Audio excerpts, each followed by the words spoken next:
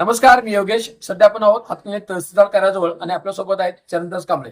यांनी पट्टणकडोलीमधून जिल्हा परिषदेमधून अर्ज दाखल केला होता. जाणून घेऊया की नेमका आपण एक अर्ज दाखल केला होता दाखला संदर्भात. महेश पाटील, काय सांगाल त्याबद्दल? महेश पाटील हे ओबीसी समाजाचे आहेत आणि त्याचा पुरावा देखील आम्ही या ठिकाणी निवडणूक निर्णय अधिकारी यांच्या ठिकाणी दाखल केला होता.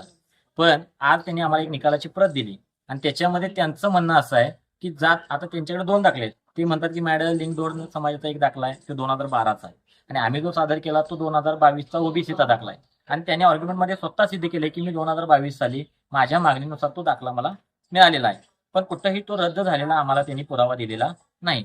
तरी आज ते ओबीसी म्हणूनच वावरतात, ओबीसी म्हणून सगळे लाभ त्यांनी आतापर्यंत घेतलेले आहेत. पण निवडणूक निर्णय अधिकाऱ्यांनी आम्हाला आज सकाळी 11 वाजता निकाल देतो म्हणून बोलवलं होतं. त्यामुळे तालुक्यातला सगळा बहुजन समाज हा हजारोच्या संख्येने आज इथं निकाल ऐकण्यासाठी आला होता.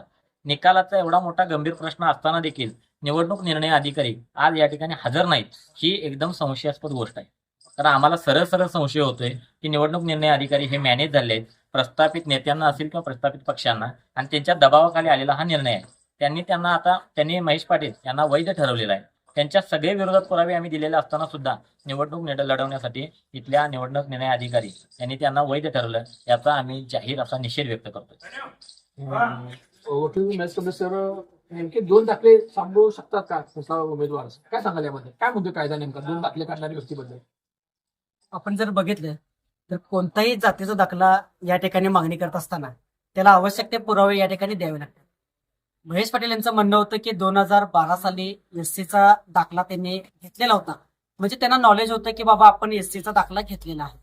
असं असताना पुन्हा त्यांनी 2022 साली या ठिकाणी ओबीसीचा दाखला त्यांनी मिळवलेला आहे आणि आज अखेर हा ओबीसीचा दाखला अस्तित्वात आहे. माननीय निवडणूक निर्णय अधिकारी यांच्याकडे आमची एक सरळ मागणी होती की आज रोजी जिल्हा परिषद पट्टणकोडोली मतदारसंघ हा जो आरक्षित मतदारसंघ आहे, यातून एससी ह्या प्रवर्गातून महेश पाटील यांनी जी उमेदवारी दाखल केलेली आहे तर ती त्यांना एससी प्रवर्गातून ही उमेदवारी दाखल करता येणार नाही. कारण 2022 साली दाखल केलेला ओबीसीचा दाखला हा आजही अस्तित्वात आहे. त्यांनी जरी या ठिकाणी प्रांत कार्यालयामध्ये सरेंडर जरी केला असला तर त्याच्यावर कुठल्याही अधिकाऱ्यांनी ओबीसी दाखला हा रद्द केलेला निर्णय दिलेला नाही. असं असताना आपण सरळ या ठिकाणी हे सिद्ध होतं की आज ही महेश पाटील हे ओबीसी प्रवर्गातील आहेत आणि त्यामुळे एससीचा या ठिकाणी त्यांना लाभ घेता येणार नाही.